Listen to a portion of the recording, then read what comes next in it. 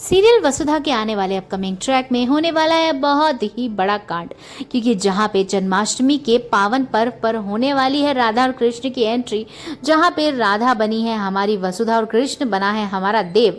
लेकिन ये सारी बातें तो हमारी चंद्रिका सिंह चौहान को पता ही नहीं थी।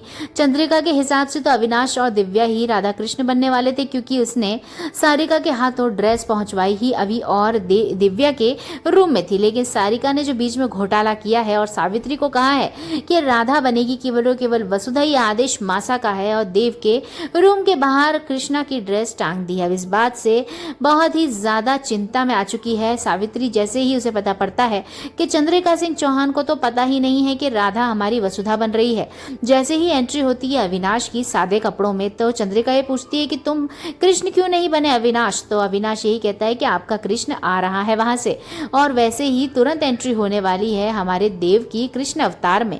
उसके बाद जब चिंता में आ जाती है चंद्रिका, कहती है कि अब कृष्ण तो आ गया, इसके लिए राधा कहाँ से लाएं। तो एंट्री होती है धमाकेदार और धांसू हमारी वसुधा की राधा की बढ़िया सी ड्रेस में, जिसको देख चंद्रिका सिंह चौहान खुश होने की जगह आग बबूला हो उठती है, क्योंकि उसको ऐसा लगता है कि अपनी हदें पार कर रही है वसुधा। मेरे बेटे, मेरे इकलौते बड़े बेटे देव की जो बहू बनेगी वही उसकी राधा होगी, और वसुधा जो हमारे घर की नौकरानी है, भले ही उसने कुछ भी किया हो हमारे लिए, लेकिन राधा का बनने का हकदार उसका नहीं है। इस बात से वो चिढ़ने वाली है और बहुत बुरी तरीके से डांटने वाली है वसुधा को। लेकिन सावित्री बुआ नहीं सुनेगी कुछ भी। सावित्री बुआ बताने वाली है सारा सच कि असल में इस चीज के पीछे कौन था, क्योंकि जब सावित्री बताती है चंद्रिका को कि आपने ही बोला था राधा बनने के लिए वसुधा को, तब वो कहती है कि नहीं, मैंने तो सारिका को कहा था कि दिव्या और रवि को देके आए वो ये सारी ड्रेसेस, लेकिन ये वसुधा के पास कैसे आ गई।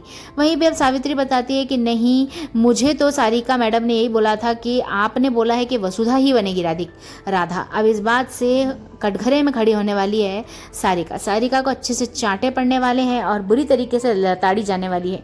इस बात से अब बहुत ही गमगीन माहौल हो जाएगा जन्माष्टमी का। लेकिन फाइनली अंततः अब यही डिसाइड होगा कि देव और वसुधा ही राधा और कृष्ण बनेंगे, क्योंकि अब कृष्ण की ड्रेस देव ने और वसुधा ने राधा की ड्रेस पहन ही ली है।